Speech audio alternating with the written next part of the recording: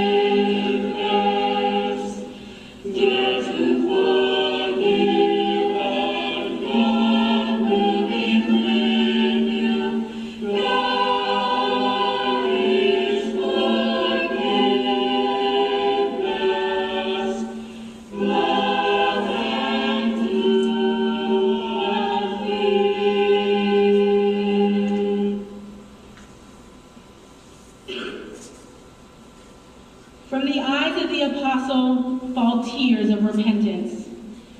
Peter thus speaks for all of us who daily make petty betrayals, protecting ourselves with cowardly justifications, letting ourselves be overcome with base fears. But, like the apostle, we too can take the road that brings us to Christ's gaze, and we can hear him give us the same charge. You too, once you have turned back, strengthen your brothers.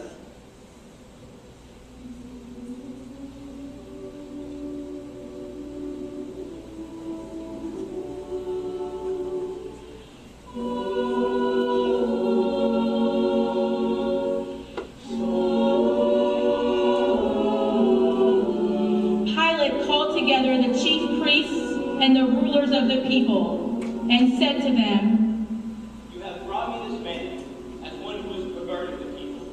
And after examining him before you, behold, I have not found him guilty of any of your charges against him. And neither has Herod, for he has sent him back. Behold, nothing deserving death has been done by this man. I will therefore chastise him and release him." No, crucify him. "Why? What evil has he done?" Crucify him, crucify him. "Why? What evil has he done? Nothing deserving death has been done by him. I will therefore chastise him and release him." Release Barabbas and crucify Jesus. And their voices prevailed. So Pilate gave sentence that their demand should be granted. He released Barabbas, a man who had been thrown into prison for insurrection and murder. But Jesus he delivered up to their will.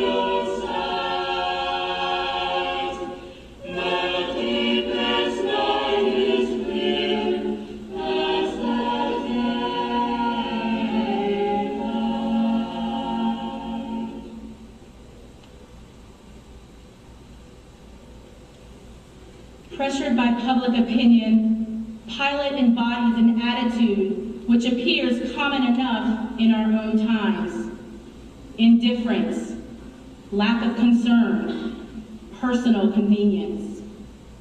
To avoid trouble and to get ahead, we are ready to trample on truth and justice.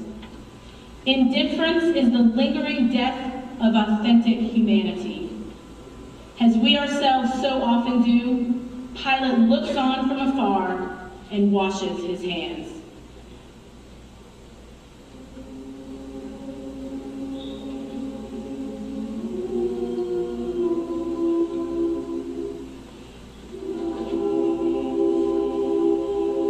In the prison room, closed to the public, Jesus is not only physically struck, but mocked.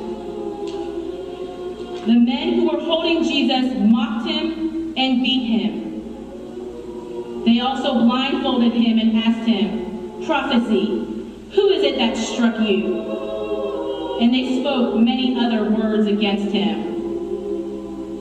And the soldiers plaited a crown of thorns and put it on his head, and arrayed him in a purple robe. They came up to him saying, "Hail, King of the Jews," and struck him.